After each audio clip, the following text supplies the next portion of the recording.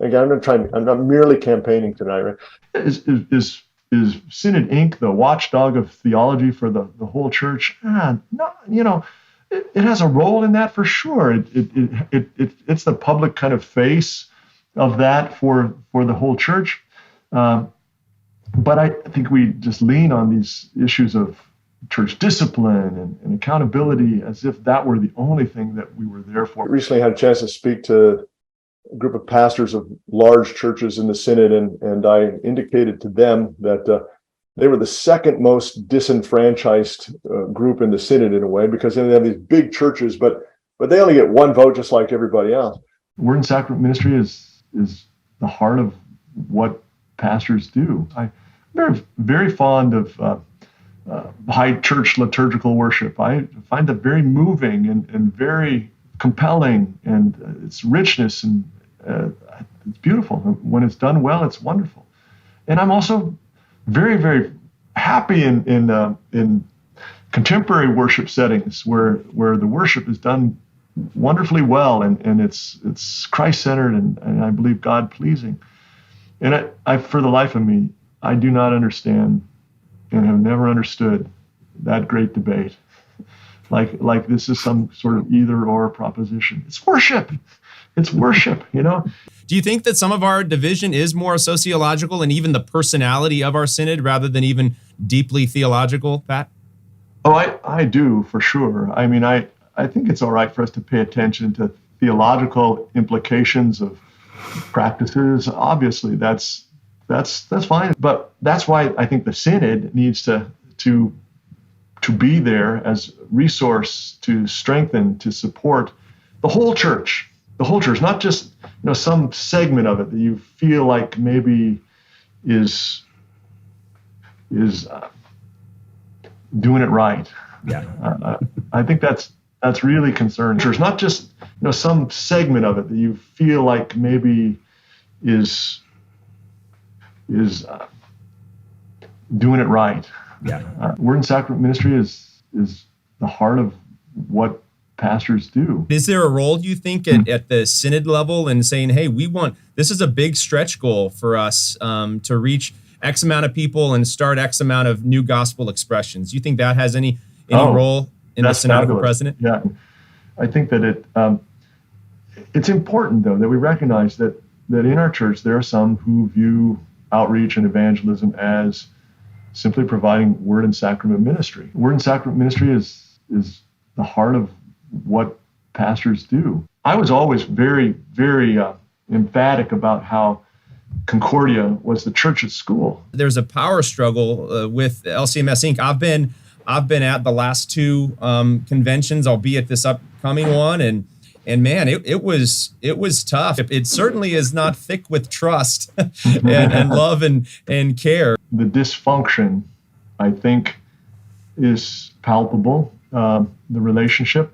The last convention, the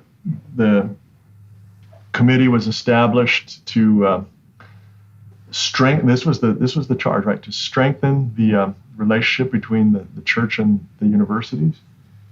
But the committee that was picked, and I was part of it for a while, interpreted that to mean, how do you strengthen the church's oversight of particularly the theological interests of the colleges and universities? I was always very, very emphatic about how Concordia was the church's school. When church leaders are acting out of fear, this is a hard thing. They're acting out of sin. Well, this kind of response is, don't be afraid to be Lutheran.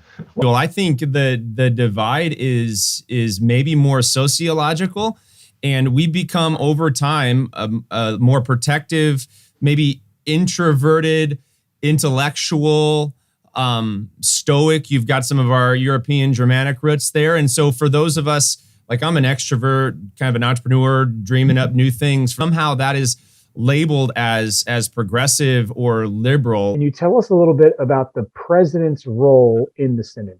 The bylaws prescribe a number of things that the president must do. And I knew this question was coming, so I thought I better look it up in case, I have to do this actually.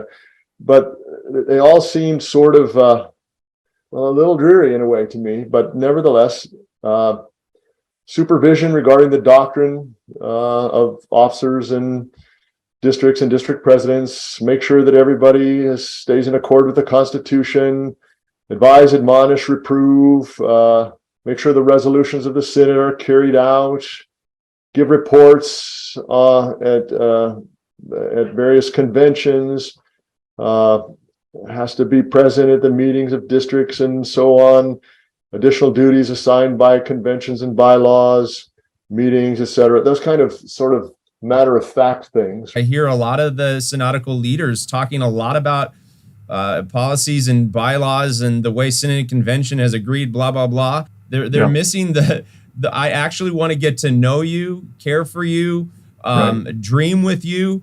To presume or to say that this church is not divided because we have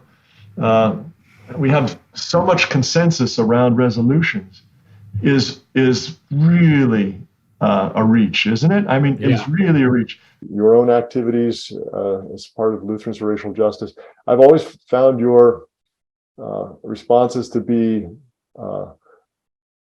charitable, thoughtful, poignant, and purposeful.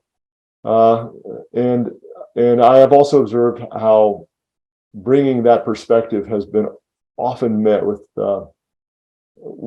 not the same kind of virtuous response, shall we say? And that's just absolutely regrettable. I mean, you have an important perspective to bring to issues that are affecting the church and are affecting our ministry in our communities, and that voice needs to be welcomed. We received a question from someone in the community, and so I'll kind of ask it as they wrote it, so that that's the way you'll be able to hear it. They asked and said, as a long-serving Black LCMS Lutheran, I have observed and experienced that the larger LCMS has a problem addressing large and small-scale racial crises.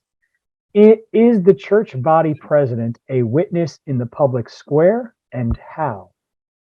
Yeah, that's a great question. This is in some ways surprising. So real quick, and if the answer is no, that's okay too. Do you have any questions for this LOJ community that we could have some dialogue, have some feedback, those kind of things?